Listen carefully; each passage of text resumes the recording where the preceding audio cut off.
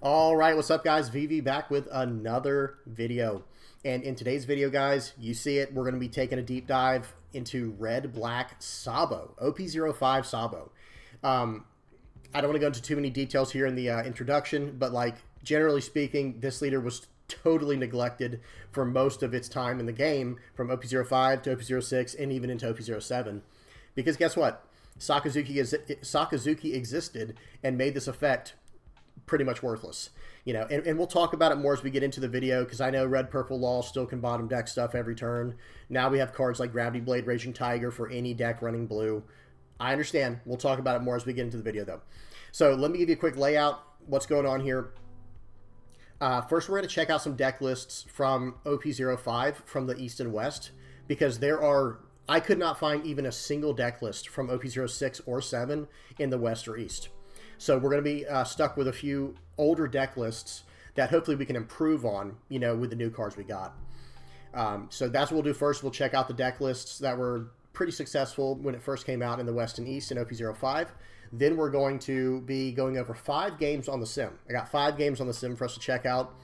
And then last but not least, we're going to check out the deck I was running, the deck list I was using, and kind of critique it, you know, do some final thoughts and wrap up that way. Okay, so you know what you're getting into, guys. Let's dive into this. Red Black Sabo. So real quick before I dive into these deck lists, I just want to mention something, kind of harping back to what I was saying in the intro, is this leader did not see a lot of play in OP06 or 7. And honestly, it didn't even see a lot of play in OP05, because notice what the leader does. Let me read what the leader does and we'll talk about it.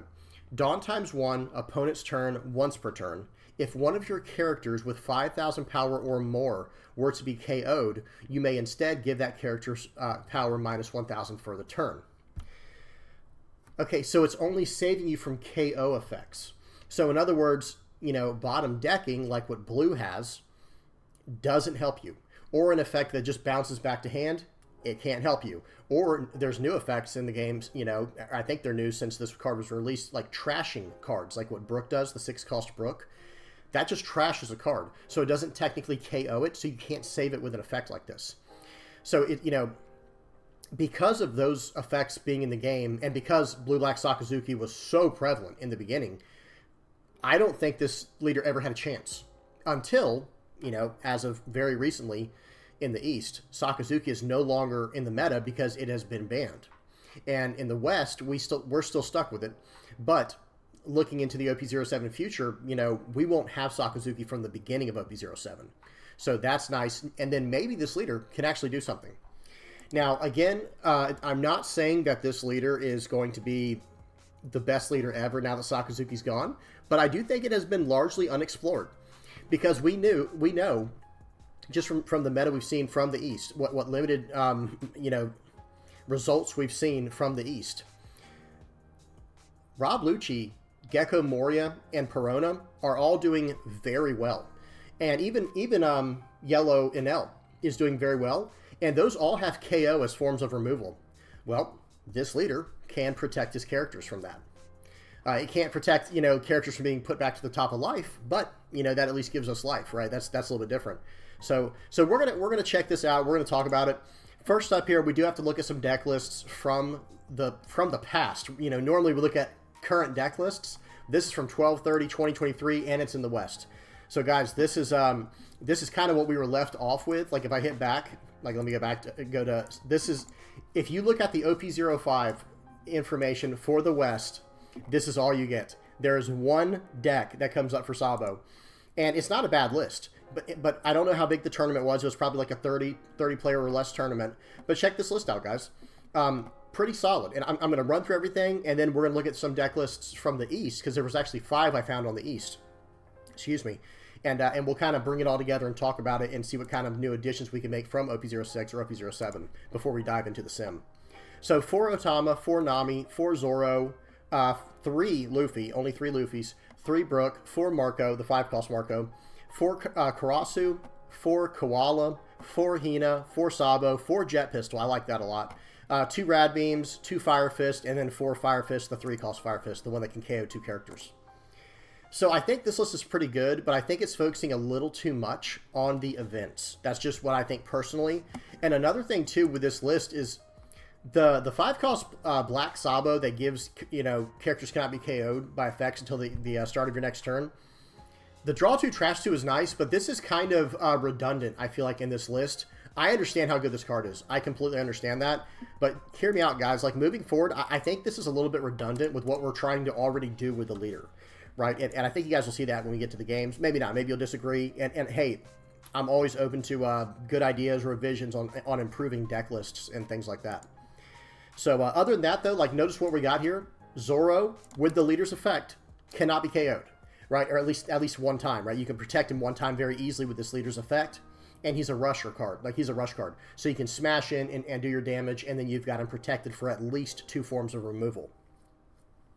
Okay, and that's how this leader generates value, by the way. You're forcing them to overextend into KOing each one of your targets. And that's why, naturally, going into any deck that has bottom decking, like Red Purple Law or Mono Blue, or any deck running blue that has Gravity Blade Raging Tiger, that is a natural counter to what we're doing, but I still think we can play around it a little bit, and we'll talk about that. We'll talk about that through the video. Luffy, he's just getting in there and doing his damage, right? And this kind of just literally piggyback off of what I just said. Being able to swing it immediately plays around removal, right? Because now you already got your value from this character. Now they're playing from the, you know, from the back seat, so to speak. You know, they're like playing from behind, trying to get rid of what you already did damage with. And how much removal are they going to have that's bottom decking? That's where the real question comes in. So the rush cards are going to be a very, very big deal to what we're trying to do. Hina is just an absolute monster in this leader, or with this leader. Because, remember, she can cheat one version of KO. This is a 5-cost, 6,000 power character, 1,000 counter, blocker. This is an old Navy card here, guys. It didn't see a lot of play in any other deck other than Sabo. But on block, choose up to one of your opponent's characters with a cost of 6 or less. That's a big character, guys. The chosen character cannot attack during this turn. So when you block with this character, number one, you can just cheat her death with the leader's effect. But then you're also going to turn off a whole nother attack that turn. Now, it cannot target leaders, which is unfortunate, but still, it can hit a 6-cost or lower character. This is a massive card in this deck. And it's already 6,000 power. Remember, with our leader, we need the character to be at 5,000. So if we block it, it'll still be a 5,000 power character on the board that we can defend from a vanilla attack from the leader. So good stuff there. As far as 2K counters go, this deck is running 4 Otamas and 4 Koalas, but then it's running 2 Radical Beams, and then a lot of event support and a lot of blockers and ways to cheat death like that. This card's interesting. I don't know how much I like this. I'm not saying it's bad, but 4 cost, 5,000 power, 1K counter Brook. This is the Dawn ×1. This is the OP01 Brook. Dawn ×1, when attacking, give up to 2 of your opponent's characters minus 2,000 power during this turn. I guess it's nice to combo with something like a Fire Fist, but it's not really something I think we're trying to do. It's hard to explain. Karasu makes more sense because it can allow us to get really aggressive, and it's a miniature version of what Brook already does. And I like this card way better than I like Brook because I can also target their leader if I need to go for lethal. So something to consider there. Okay, so that was the one deck list from the West. Now, these are the 5 that I found from the East. Let me go through each one of them here. Actually, we're only going to go through like a few of them. This list right here is pretty much identical to what we already saw, but it's running Borsalino. Now, Borsalino, again, this is kind of the same idea as Sabo in my mind, where it's just kind of repetitive, it's redundant. But at the same time, I get Borsalino more than I get Sabo, because Borsalino is just blanket, cannot be KO'd by effects anyway, and this is a 4-cost, 6,000 power blocker. So, in other words, this is a 5-cost, 6,000 power blocker, and this is a 4-cost, 6,000 power blocker. So this one I understand more than I understand the Sabo. Not saying they're bad, and most people will probably just want to run both, but that's just the way that I see it. I like the Koala 2K counter and the Otama. This is just ways to drop down your opponent's power and try to bully the board in that way. Same thing with Brook here. You see what they're trying to do. They're trying to bully the board, get extra value from their Marcos. I get what they're doing, but at the same time, I like Karasu better than Brook, though I understand what they're trying to do with Brook. Now, this list is not running... Let me go back to this one real quick. Was this one running? No, this one's not running it either. I was going to say neither of the 2 lists we just looked at are running the card that I think should be in any Sabo deck, and it's the 1-cost Nami. and now there's actually a 1-cost Koala that does the same thing. But it's a 1-cost Nami that attaches a Dawn to a rested Dawn card to a character or leader. I think that is the way to go. So let's look at this. Actually, we'll look at this first place list right here, and then we'll look at this last one down at a 64-player event. Okay, so here's a 4-0 list as well. And this one is running it, by the way. That's one of the reasons I want to look at this one, is this one's running, number one, it's running 4 Luffys. This is basically a 2-cost 5K in the deck. Now hear me out. I like this card too, but remember, the Sabo effect does not apply. Well, it doesn't matter on your turn. It only matters on your opponent's turn. Well, remember what Dawn says on it. At the very bottom, Dawn says, your turn, and then plus 1,000. So, on your opponent's turn, this is still a 5K body. I messed with this card as well. It's still a 2-cost 5K. It's not like that's bad, and it has a 1K counter. But it's just one of those. It's not as good as I thought it would be in practice, but it was nice for filling out the board. I think you'll see that in one of the games. Sanji, I really like as a 2-cost 2K counter. I think this is a really nice card for utility because your 2K counters in this deck are just straight up utility because most of the time you're going to be using them as 2K counters. But having a nice effect on it like Sanji has, where this could be a 7K attacker and drawing a card from your life if someone's trying to like starve you, this card is really good, and I like this a lot better than the Otama, believe it or not. Now, Koala is the obvious go-to in this deck if you're going to choose between Otama or Koala, because Koala is a 2-cost 3K, so it's bigger, and it does minus 3,000 power instead of minus 2,000. So I feel like, yeah, it costs 1 Dawn more, but this card is very, very strong in the spot it's in. It's so strong that they had to, like, you know, theoretically, it's so strong that the leader has to be Revolutionary Army to get this effect. Like, that's how powerful they thought it was going to be. And I understand that. It makes sense. Okay, Karasu, I already talked about this one. And I really like the Jet Pistol. I really think you need a way to just pop something on the board. I do think that is nice. And 6,000 power, guys, that's one of the numbers to look for right now, right? Like, that is one of the big numbers that's like, yep, 6,000 power. You need to be able to hit that, in my personal opinion. Radbeam, I'm not sure about. I know this card is good, but I feel like the numbers are backwards. I would rather, or maybe even he needs to even out, maybe go 3 Jet Pistol, 3 Radbeams, something like that. I'm not sure. Hina, again, just absolutely incredible. This is a 2K counter. It's like a miniature Brook. This is like a miniature Brook effect where you can attack and then -2 to a character. Minus 2,000 power to a character. Running the Zoros, running the Luffys. There's a few staples we've seen so far, right? Now let's look at one more deck. This was like one of the first decks that ever did well with Sabo. At a 64-player event, it got first place. And notice, again, this is running the attach card, the 1-cost Nami that can give your leader a leader or character a rested Dawn card. I think this is massive. Any deck that's running any version of Sabo now, red-yellow Sabo or red-black Sabo, both of their effects are Dawn ×1 and then whatever the effect is. So getting that free activation off after playing out your full Dawn's worth for the turn and having another body on the board for them to have to at least worry about in some way, shape, or form, I think that's the way to go. I do think this is a 4 of for sure. Now, this deck list is running Saka. Excuse me. Very interesting. This has an effect just like Nami's. I really like it. I did not use this in my list, but I can definitely see how good this card was.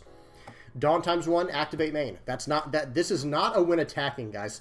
Like, I feel like, you know, when I see this card and I see like the action of the card, like this, you know, this guy going in for this attack, it makes me like subliminally think like, oh, this is a win attacking effect. No, this is a Dawn ×1, activate main. Give up to 2 rested Dawn cards to your leader or one of your characters. That is really nice, guys. And it's a 6K body, 5-cost 6K body. Very, very nice. Very good stuff there. Karasu, like I said, now this one is running very, very high Revo army, a very high Revo army count. So they're running Bello Betty. I'm not a huge fan of that because honestly, they're not even running that many Revolutionary Army characters. Like they're running Koalas, Karasu, and the Sabo. So 12 cards, and actually, and then this Fire Fist is also Rev Army. So 16. I think they're running 16 cards that are Revolutionary Army. So I'm not a huge fan of the Bello Betty. But, of course, we all love card draw and ways to get through the deck and to fix our hand and things like that. I just think this has, you know, 16, that's as low as you want to go for a top 5 search, right? Like 15, 16 is kind of the lowest you want to go in my personal opinion. So, yeah. So, there's the deck list. Again, notice we're running the Zoros and the Luffys. You need some way to just put on aggression. and to force them to overextend into taking out your characters because of your leader's effect. And this enables your leader's effect, the Nami does, and these rushers get that extra, you know, oomph for the deck to push you over the finish line when you need it. Otherwise, really good stuff here. This one's not running Borsalino, but it is running the Hinas and the Sabos. So really good stuff. And again, this one's running a lot of events. I don't know how much I like the events, guys. That's just me personally. All right, so let's go ahead and dive into these games. We got a pretty good idea of what to expect. At least from what we've seen. And the list I'm running is very similar to these the decks we just saw. Hang on one second, guys. Let me adjust the camera, or adjust the... There we go. This thing's a little messed up, I feel like. There we go. Okay. Had to get it off the VV Theory name there. Okay, let me hit play. Let me get us on 2x speed, and we're on there. We're good. We're good to go. Okay, so this first game is the only leader that's kind of just a fun one here. This is Red Green Luffy, and I kept this game in the you know, I still wanted to look at this game because, guys, you're gonna see what happens when you play against an opponent who doesn't know what your leader effect does. Red Black Sabo is probably one of the least played leaders in the entire game, right? So because of that, a lot of people will have no idea how to play against it. And you're going to see that in this first one here. Are we on 2x speed, guys? I'm sorry. Okay. Red Green Luffy is very interesting, I will say. So watch this. I bait him into this. So I swing 1 into the bond, and he gives me a 1k counter. He thinks he saved it. It's like, no, I'm going to swing 5 into it. I'm going to attach a Dawn to my leader. And watch this. So now it's his turn to figure out what this leader does. And he learns it the hard way. He swings into my Nami. That was a good pickup, by the way. But swinging 7 into my Zoro, you might as well swung into my face, right? There's no reason to not swing into my face there because I'm just going to use my leader effect to cheat death, you know, to cheat the KO. Okay, so right now he's scratching his head like, what does minus 1,000 mean, right? Yep. You're going to see that a lot if you play this deck, guys. I think you're going to have a lot of people who are like, what does this do? So I swing 6 into his Sabo, or excuse me, into his Zoro. He gives it to me. And I'm not going to play out another rusher here. I want to save my rushers for when I need them. But now, guys, I have a 5-cost, 6,000 power blocker that I can also cheat a KO with. I'm feeling very good. If you can get to this point in the game against anything but blue, because blue has bottom decking, as we know. Against anything but blue, you are probably going to win this game. Just flat out, I think you're just going to win the game. So right here, I'll block. I'll make a recant attack. That guy couldn't attack anyway. I'm just playing with my opponent at this point. Okay, and now he just leaves. I guess he determined that it's like, wait a minute. So I am not even going to get to use my cards effectively. It's like, that's right. Because what Red Green Luffy does is he stands a character up to attack again. Well, if I start locking down his characters, it just throws a total wrench in his plans. So other than, because I can even hit the target that I was blocking with Hina. So imagine if he tried to keep standing this guy up and attacking with him, I could just block one time, and now that card cannot attack for the rest of the game, or for the rest of that turn. And in my hand, I have straight gas, guys, straight gas. So he just decided to leave. Okay. Next up, so that was Red Green Luffy. Next up, we got Boa Hancock. So like I said, this will probably be a tougher matchup for the deck, but I don't think it's unwinnable, especially if you're going up against someone who has no idea what Red Black Sabo does. Because, and you'll see that, like, that's going to be a common theme of these videos, is people, and man, I'll tell you what, guys, whenever you're joining on the sim with a leader like Sabo, it is hard to find a match. There were a lot of people that just saw my leader. Like, I queued into a lot of Luccis and a lot of Gecko Morias, or actually mainly just Luccis, not many Gecko Morias. They saw my leader and just left. Where it's like, okay, I don't know if that's an admission of defeat or what, because they know, like, okay, you're not going to get to KO anything you actually want to this game. Okay, so right here, I've got the Luffy down. This is the Luffy we were talking about. I'm going to attach 2 to him from his effect, swing 5. I'm going to swing 5 with my character, and now I've got a blocker, but I don't have a way to protect him yet with my leader effect. I should have played the Koala, the 1-cost Koala that I have down there, instead of the 2-cost Luffy, in my personal opinion, because then I could have protected everything this turn. It's not the worst thing in the world. It's not like some huge drastic mistake. So you could argue that I'm playing around other cards, but at the same time, no, I should have done it that way, in my opinion. Okay, so right here, I'll just get the free block off. So block that. do a 1K. And I was just doing that. I don't know why I did that looking back. I should have just let it. I thought he was going to try to swing into my Borsellino. That was just a play mistake. I don't know why I countered out of that. There was. Oh, I'm sorry, because I didn't have one attached to my leader. I literally just said that the turn prior. Sorry, guys. Okay, so right here I'm going to swing 6 into their leader, swing 6 more into the leader, and then I'm going to pop the Jinbei.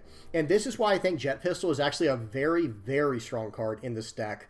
And I think Jet Pistol needs to see more. How do you say it? I think people need to start looking at Jet Pistol again, because 6,000 power, that's becoming a big number in the meta. A lot of cards you need to pop are 6,000 power. Like, for example, Ryuma, Lucci.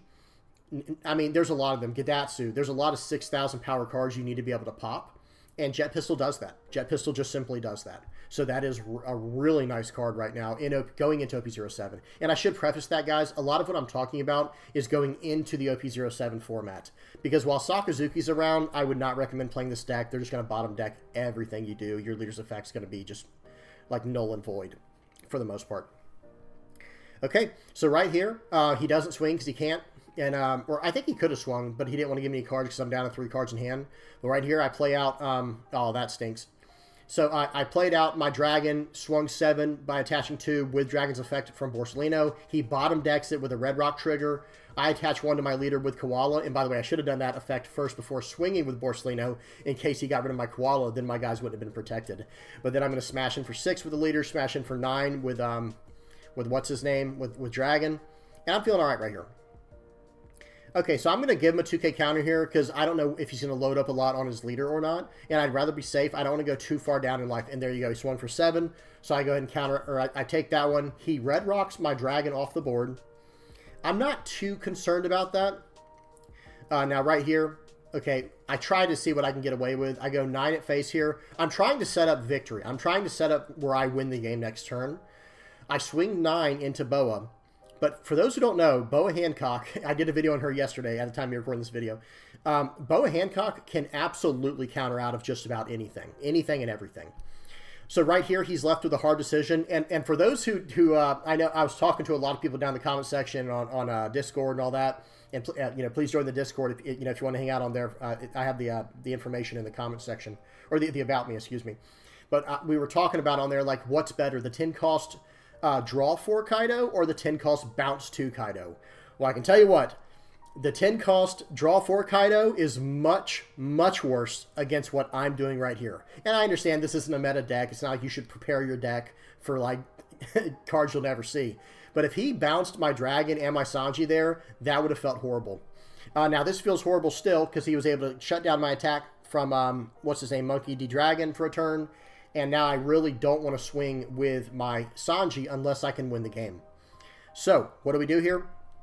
We got to test the water a little bit because this is basically... I have to either win this turn or try to survive next turn because he has enough on board to beat me.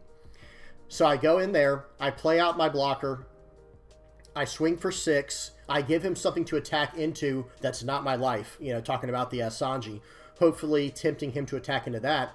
But he has to choose very wisely how he does this turn. Because if he chooses to swing with his leader first, I can make it where his Boa cannot attack. So he does choose the correct order. And I'm probably just going to take this, especially since he didn't counter, or excuse me, there's no reason for me to take it, right? Because I could just use my leader effect and counter the KO effect. And then he's going to swing into my Sanji. That's fine. That's fine. But then, like I said, he plays out the 10 cost Kaido, and I could not be more relieved in this situation. Again, this is just me at, playing a red-black Sabo deck. There goes 3 cards. Of the 4 cards he just drew, there goes 3 of them. Then we're going in for 9, and then we're going in for 12. Yeah, and GG. So again, I mean, he must have just drew this one. Unfortunate. I don't think it would have mattered actually, because I still had the Rush Zoro in hand if I needed it. If he would have gotten out of that 9 attack right there and had like 1 card left, I still had, 7? So I could have gone 6 and 6 to try to punch through the final. But anyway, good stuff there. That was a fun matchup. I still think 10 cost draw 4 Kaido is very good. But all I'm saying is, like, when it comes to battling for board, it's hard to beat that the 10 cost bounce Kaido. Big fan of that. Okay, back to Sabo, though. We're talking about Sabo in this video. this one, I'm going against a purple-yellow Crocodile. Interesting matchup, and I think this deck list, I will cover purple-yellow Croc soon, because I do think this is approaching like A-tier category. If it's not there already, you guys tell me what y'all think in the comment section below. But I think this deck list is approaching like the A-tier category. Excuse me. So I put down 2 Koalas. I've got down a Borsalino blocker. I've got one, you know, I've got a blocker, and I have ways to put Dawn on my leader. So I'm feeling very good about this matchup already. But this one does, this matchup here is pretty interesting. So because I have a blocker, I decide, okay, what I'm going to do is I'm just going to swing 6 here. I'm going to swing 7 here with my leader. He gets Kikinojo, that's fine. And now I have 2 ways, really 3 ways if you count the 2K counter in my hand, to protect that Luffy. Okay, so he swings 5. Okay, we'll get the free block. Let's see what he does. Swing 6 into that, use my effect. And then he's going to load up, and, you know, he was only able to pop my 1-cost card there. So interesting with that Gadatsu choice. Now, this board's looking pretty bad for me, right? This board looks pretty bad, but it's not yet. You know, things are not over yet. So I swing in for 6, swing in for 7, and then it's like, you know what? Let's just really abuse these 3-cost Rush Zoros, which are just... 3-cost Rush Zoro has always been a good card since it was printed, and that is no exception now. It is still a good card. We'll swing 5. He takes it. We'll swing 5. And watch this, guy. This is the craziest bricked hand I've ever seen in my life. I had to pause it. Look at that hand, guys. Like, don't get me wrong. He should have at least used the Okama way, unless he just drew it. Maybe he had just drawn it from that last one. No, he would have had to have had it for the last attack. He should have used the Akama's way to move that Zoro attack into one of his little 2-cost guys, right? But still, that doesn't change anything. Like, next turn, I'm going to be able to block 1 attack. I'm going to be able to counter out a 1 attack with a 2K counter. And then, like, how does he deal with this board from that point on? I'm not saying it was over right then. He definitely had a lot of other options. But, man, that is a bricked hand right there. But then there's also the side of it, like, maybe if he did survive that turn, maybe he just starts gaining life out of control where it just becomes crazy. Okay, so next up we got Lucci here. We got a Mono Black OP07 Lucci. And that's kind of what this deck is meant to beat, right? That is one of the reasons I want to start messing around with this deck and seeing how it does into the meta, into the format. Because I feel like this leader, I feel like the red-black Sabo leader counters Lucci. And what he's probably doing, like, notice, it's his turn right now. He's probably reading what my leader does and, like, looking at his cards like, wait a minute, KO as in, like, any of my KO effects? It's like, yeah, your whole deck is KO effects. So he swings for 9 into me, or 8 into me there. I just take that. That's fine. Play out Borsalino, attach one of my leader, swing 6. I got to do it in that. I have to do it in that way if I want to, you know, unless I just want to swing 5. I guess I could have done that to protect the Borsalino. But he plays out a Monkey D. Luffy, and that is a card that actually, number one, it's not in very many decks, that's for sure, but this can actually trash my characters. And I'm like, why is he running that? It was almost frustrating for me to see that. It's like I built this deck to counter the deck we're talking about, but then he, you know, plays out a card that just gets right around the whole entire idea that I was going for. That's okay. That's all right. I do have some ways to stop this. So this guy gets a little bit greedy here. Watch what happens. So what he should have done here, I'm just going to tell you what he should have done. What he should have done here is use the stage to -2 to my Borsalino, and then swing with the character I have on the screen right there, the Luffy, attacking and trashing my Borsalino. Then he would have been fine. Do y'all see what I'm saying? But watch what he does instead. He attacks with his leader first to -3 my Hina. Well, I've got bad news for him. I'm going to block, and now I'm going to make it where your guy cannot attack. Do y'all see what happened there? Let me, hang on. Right there. Let me pause it. So notice what this card does. Where did my glasses go? Sorry, guys. Okay, it says, it's a 5-cost, 6,000 power character, 1,000 counter as well. When attacking, trash up to one of your opponent's characters with a cost of 2 or less. Then place any number of character cards with a cost 4 or more from your trash at the bottom of your deck in any order. And then this character gains plus 1,000 power during this turn for every 3 cards placed at the bottom of your deck in that way. That second part doesn't matter. The main part is when attacking, trash a 2-cost or less. Okay? That gets around my KO effects. But what this guy did instead, like, he should not have gotten greedy. He wanted to hit the bigger target because he can hit the bigger target with what's on the board. But he probably did not realize what my character's effect was, where it says, okay, no, you can't use that card now. Like, now you can't even attack with that Luffy card. And I fully block out your attack. And it looks like he has 5 Dawn left. Maybe he was going to play a Kaku with. Okay, so that's what happened there. I just had to make sure you understood that. And if there's any comments or questions, please don't hesitate to put those in the comment section below, guys. I try to get to those as soon as I can. So he plays out Sabo. He didn't even have the Kaku to follow up with, unfortunately. But he does have the Sabo. And then he just leaves. Like, this was a situation where I think he realizes, okay, if I had played the Sabo, or excuse me, the Kaku, I could just counter the KO anyway. Right? I can just get out of that KO anyway with my leader effect. So this guy just straight up left mid-game. It is what it is, right? It is what it is.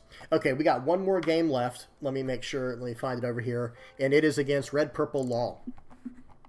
And by the way, I would expect that to happen quite a bit on the sim, guys. If y'all go to test this deck out, I think you're going to get a lot of Luccis, a lot of Geckos, and a lot of Black-Green Piranhas just dodge you. Just straight up dodge you because you have such a straight up way of countering what they're trying to do to remove characters and to get board presence. And you're just blitzing them the whole time, just straight face with everything. Face with your blockers, face with your leader, face with your rush cards, and everything. And this Red Purple Law is going to learn that the hard way as well. So this guy gets a pretty solid start. He's going to swing 6 into 5. I'm like, oh, okay. Again, like it's like people, whenever there's a new leader, this is one of the reasons I love playing off meta, guys, is because you get people who have no idea what you're playing, and it just helps you out. It just helps you out big time.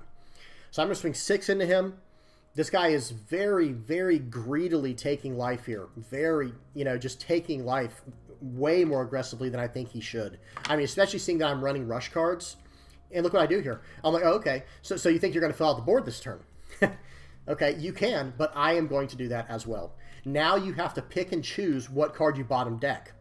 Because remember, guys, I can very easily just save my Zoro by using my leader's effect if he tries to swing into it. Now, I'm going to do a 2K counter there just to be safe, obviously. That's just what you have to do sometimes. And now he can bottom deck one of my cards. He chose the wrong target. He should have chose the Sanji, in my personal opinion. But who knows? And watch, this next turn, guys. I think it's either this next turn or the following that is just spicy. It is spicy. Plays out the Gordon, swings into that.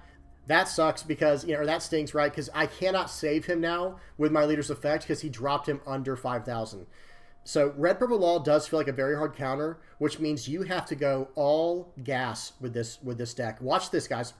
So swing 7, he gives me a 2K counter by saving his blocker. That was not a good idea. I'm just going to tell you right now. Saves this other guy with a 1K counter. Okay, well, I'm going to draw a card from life now, swing 7 more at you, and we're going 7. GG. That was so greedy the way this guy was playing. Now, don't get me wrong. He doesn't know what I'm playing. He doesn't know I have another Kid and Killer in hand. I'm not, I'm not trying to talk any trash. But, guys, if you... How do I say this? Try not to get too greedy. That's it. And maybe his hand was bricked. Because notice, he only used 2 2K counters that entire game, I think. Or maybe 1. I think he might have only used 1 or 2 2K counters the entire game. So his hand was bricked. But if you have another Eustace Kid you can play next turn, you might as well sacrifice the one you have just so you don't lose the game. Right? At least that's my thought process. That's my logic on it. But either way, good game. That's probably going to be your best route at beating a Red Purple Law player is, number 1, them lacking the knowledge of what your leader can do. And number 2, just blitzing them down. Blitz, blitz, blitz. Just run them over as best as you can. Okay. So let's go ahead and check out the deck list. Let me move my face over before I forget. So here you go, guys. This is it. Let me click on the red cards and let those come up while we're waiting, because it does take just like a little bit of time for these to load in. Okay, I have to I do this thing where I mouse over it 3 times and then I see it starts loading them in faster, because otherwise I don't know what it is with the sim, guys. But if you don't do it like that or something equivalent, whatever way you figured out, it locks up and you have to go out of the screen and go back into it. Okay, there we go. So check it out, guys. This is the list. 4 Kid and Killers, 4 Sanji, 4 of the Luffy card. This card can go for pretty much anything else. I'm not going to lie. I actually think I would even like the 2K Brook in the place of this card better. That's just me. I don't know. I'm not saying this card's bad. It's just not what we're trying to do with this leader, I feel like. What else? Four Zoro, 2 Makino. This probably could have been Otama. I think Otama's fine, but my logic was I'm running both of the 1-cost cards that attach Dawn as an activate main to a character or a leader. So I wanted to be able to potentially buff them up later in the game, turn them into 4K attackers, attach 1 Dawn and swing for 5 if I needed, just with a 2 Dawn investment. With Makino there, and it's a 2K counter for later in the game. So we got 4 Koalas, 4 Dragon. So this card comes out in OP07, and it might be just one of those cards that all of a sudden makes your Revolutionary Army decks that much better. Like, I don't know, I haven't messed with it a lot in Red, Yellow, Sabo, but this card is very powerful, guys. This is a rusher, and look at the rushers we have now. We have a 3, 4, 5 rusher, and then an 8 rusher as well that's like the, you know, able to do what it does. There's just some really good options there. Like I said, I'm running both of the 1-cost activate main, attach Arrested Dawn to a character or leader cards in Nami and Koala. 4 of the Luffy. I could probably go down one of these, to be honest. Like, I think this card you could probably go down to 3 of. 4 Hina, 4 Borsellino, and 4 Gum Gum Jet Pistol. So like you guys see right here, this deck is meant to just be an all-out onslaught. Like, you are just beating your opponent's face in the entire time. Now, there are probably going to be ways to slow this, you know, to slow this deck down and make it a little more of like a control version of a deck. But I haven't really messed around with that too much. Like, the cards that you're probably going to want to go for is anything that has 5,000 power or more. Like, base 5,000 power or more. I think I can just type that in, right? No, if I just do 5. Oh, it's power 5,000. P5000. So, like, this is like your baseline. And you could do that. For those who are not aware, if you type in P5000 into the search bar of your sim, it will bring up all the characters under whatever colors you have highlighted that are 5,000 power or more. Karasu is a definite card to start considering. I do want to add this to the deck. And honestly, there is an argument to make this into a Revolutionary Army deck in OP07 because you will have access to cards like Dragon. And like, you already have access to a lot of 5,000 power Revo Army cards anyway, right? Morley is a trigger card you can bring into play for you know, for trashing a card. Trash a card to get Lindbergh in play. There are options here. You can get Banish on this one if you get to 7,000 power for the 4-cost Inazuma. There's a lot of stuff that can be done there. What else? Marco's probably especially annoying in a deck like this. Something I have not messed around with is like a Whitebeard Pirates version of this deck, because Whitebeard Pirates also has a card you can search up, Haruta, I think his name is. Yeah, this guy, that can also, you know, move Dawn around. So maybe in the future there's going to be an idea, or maybe someone can mess with the idea of going like 50% Whitebeard Pirates, 50% Revo Army, because you've got some decent options at that point. But the thing is this, I do think, so there's 2 cards that have come out, you know, as of recently that help push this deck to the next level. And on top of that, Sakazuki is leaving the format. So Dragon from OP07 and Kid and Killer from EB01, these are the 2 main cards for sure that are at least going to give this deck, you know, better chances than I feel like it had before. I'm still running the Zoros, the Kid and Killers, and honestly, like I said, I could probably go down 2 Luffys. Like, that's probably a smart decision there, and then I can get other utility cards in the place of it, like with Karasu. Maybe go down a you know, Monkey D Dragon, and go up, and maybe even go down to Kid and Killer, 1 Dragon, and then go up the Karasu. Oops, butchered that. There we go. Just go 4 Karasus. Like, this is probably the next step that I'd want to do with the deck. And like I said, this card can go, so that's going to be open spots. If you do go Revo Army, you can drop down the Namis and just put Bello Betty in the place of it. I don't know if I recommend that, though, because you don't want your searchers to miss all of your cards that help you finish out games, right? I mean, I guess it could get Dragon. It could get Dragon. But other than that, like, you would skip over your Luffys, your Kid and Killers, and your Zoros. I don't know.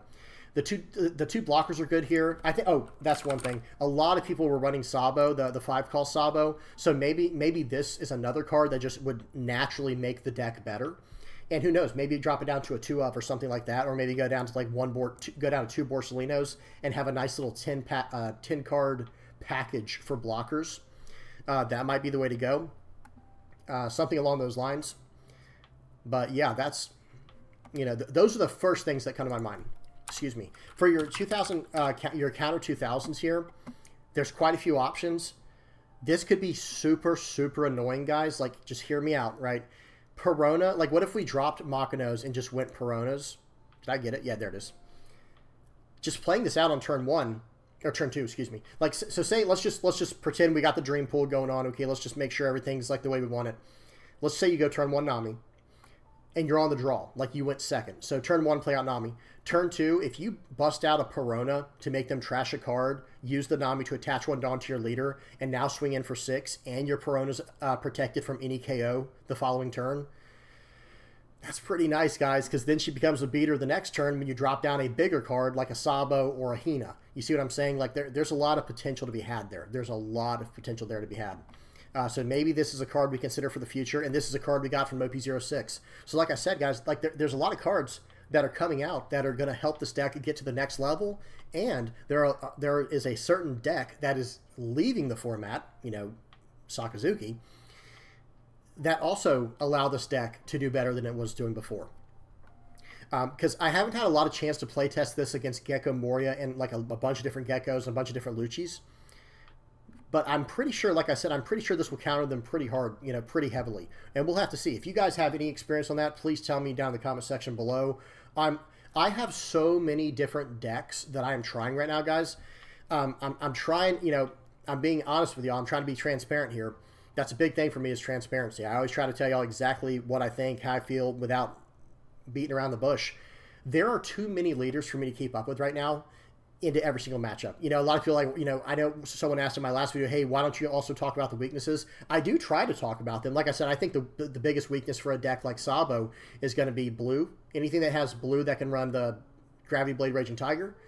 And then for Red Purple Law, I think that's going to be the biggest weakness. But, you know, the amount of testing required to do all these, you know, these videos, you know, doing like 5 videos. Remember, I do speed those up, guys. So like doing 5 games on the sim is probably going to run you about an hour, right? Or somewhere right around there. So it's one of those situations where I'm trying, guys. I promise I'm trying. But yeah, if you guys have any other ideas, let me also say, go back to Power 5000. Let's finish out on the black cards. Like, there are some other cards you can consider, but one thing I will, how do I say, like, I'll say to try to avoid, or I think you should avoid because it doesn't really help what we're doing, any kind of cost reduction and any kind of KO based on cost, probably not good for the deck we're doing. Like, that's probably not really what we want to do with this deck. There might be a few exceptions. Like, there's one that comes to mind immediately. Like, this card is different. Popping a 5 or less, okay, that's, you know, that's a pretty big hit, right? That I can see you doing. Oh my gosh, guys, I just, you know, sometimes the gears start turning. What if we did? All right, hear me out. Hear me out. What if we do a Straw Hat Crew version of the deck? All right, this might have to be part 2 of the video. If we do a Straw Hat Crew where we can search up Nami and we can search up, where is he? Monkey D. Luffy, the 7 cost, and we can search up King Kong Gun. Goodness gracious. And we'd be able to probably mess around with the Sabo in that list. We wouldn't be able to search it with the Straw Hat stuff. But I don't know if you guys realize what I just said right there. So there was an idea back in OP05 when Rebecca first came out, excuse me, in OP04 when Rebecca first came out, where people are talking about, oh, we can run a red-black GARP deck that was running Straw Hats, right? So get this, Monkey D. Luffy is a Straw Hat searchable card, right? And you'll have Nami, the Straw Hat searcher card. But Gum Gum King Kong Gun is also Straw Hat searchable. So there's this idea, like, maybe you'll be able to combo it like that, where you'll search for the missing pieces you need, and you could run it. You'd be able to run 4 Rebeccas and 4 Namis, because Rebecca searches, the Rebecca I'm talking about is obviously the 1-cost Rebecca, because she can search for Dressrosa cards. So theoretically, you would be able to search up, what's his name? Let me just type in Dressrosa now. You'd be able to search up your Sabos with Rebecca, but both your Nami and your Rebecca would be able to search up Luffy, because he's a Dressrosa and Straw Hat Crew searchable card, and the same thing with King Kong Gun. Okay, I'm just saying, maybe there's something to be, you know, we'll have to mess around with there. That could be very, very interesting. Now, speaking of Rebecca, the 4-cost Rebecca, probably not. I'm just going to be completely honest with you guys. This is probably not the route to go. Same thing with Gecko Moria. I know a lot of people... Actually, I will say this. Gecko Moria probably is doable in this deck, because you would be able to bring back any of your 4-cost rush cards, or even, you know, 3 costs. You'd be able to bring back Zoros, Kid Killers, or, you know, Karasu or something like that. Maybe Borsalino if you need the blocker. And then for the 2-cost spot, you could just bring back one of your guys that, one of your 1-cost Dawn movers, right? Like, that would not be too bad. So I will say, Gecko Moria, that is a card we should consider. That is a card we should consider. And let's just kind of go backwards. Let me go P. We'll start at the top, go P12,000. So for the big... Okay, I mean, I will say this is a card to consider, but it's not really what we're trying to do. I will say that right away. I don't think there's any 11,000. Oh, there's 11,000. Well, this is a rush card. So right now, we're going through the biggest characters in the game that are in this card pool. Stuff for you to consider, stuff for you to think about, or even cards for you to use if you don't have certain cards yet. Like, say you don't have your King Killers yet, or say you weren't able to afford, you know, your Sabos or something like that. These next cards we're looking at, these are just brainstorming ideas. Try them out, right? And then come back after you try it. Come back to the comment section and tell us how it goes. I love when you guys give me updates on how the decks are running. 10,000 power cards. This would be interesting, right? Newgate. This would be, I don't know. I really like Edward Newgate, the character. I think this is one of the strongest, you know, SRs ever printed, probably. But it's not really what we're trying to do. Again, I think if you look at what this deck is doing, if it's not under 5 Dawn, then it has to be like a rush card or a card with insane value, you know, something like Gecko Moria. Isho is worth consideration, but this goes into the Dawn reduction. Like, the trashing 2 cards from their hand is nice, but, you know, this card, I think we can get that from, like, Perona if we decide to stick with it. I don't think we really need that. Stussy's nice because you can just pop a card. You know, you can sacrifice one of your Namis or Koalas later in the game if you need to just pop a card. This is not bad, but this comes out in OP07. So does Dragon, by the way. Dragon comes out in OP07. Nah, not so much. I'm not really feeling that card. Let me go to 8. A few cards to look at here. These are actually all vanillas. Every one of them except for a new card coming out in OP08 called Jack. This is an interesting card. We might as well read it while we're here. It's a 7-cost, 8,000 power black character card. This character has +4 cost, so he's an 11-cost character. And then activate main. You may rest this card, draw 1 card, and trash 1 card from your hand. Then KO up to one of your opponent's cost 3 or lower characters. That is very interesting. That is a very interesting card. It could be decent, by the way. Like, in the future in OP08, maybe this is like a bigger card we play as like a 2 of or something to start cycling through cards and popping little stuff on the board if the game goes that late, and he'd be very easy to defend. What else? Oh, there's another 8,000 power card coming out in the future called Rayleigh. You know, my guy Silver's Rayleigh. But I don't know about him in this deck because for those who don't know what he does, spoiler warning, he is a 8-cost, 8,000 power character. When he comes into play, he gives -3,000 power to one character and -2,000 to another, and then he can pop a 3,000 power character.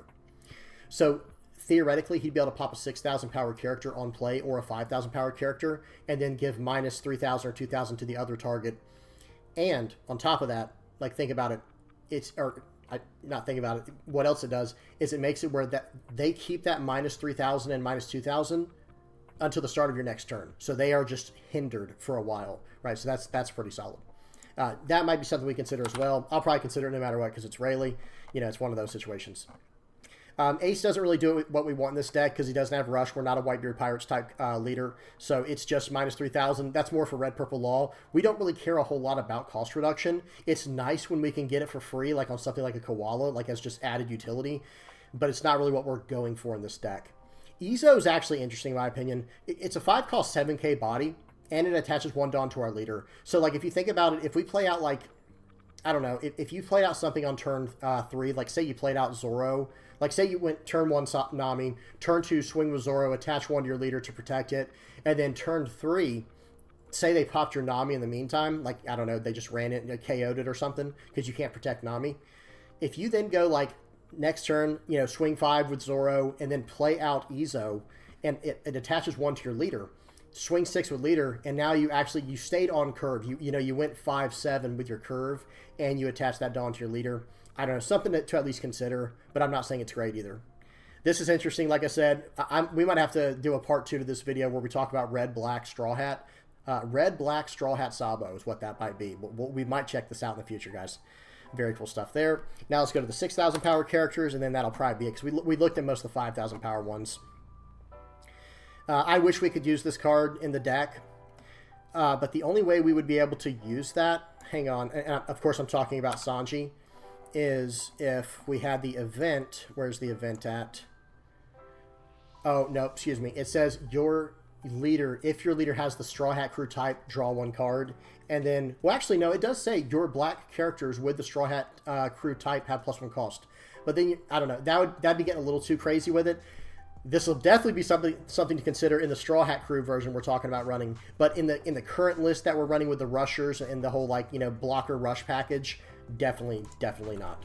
Let me get back to Power 6000.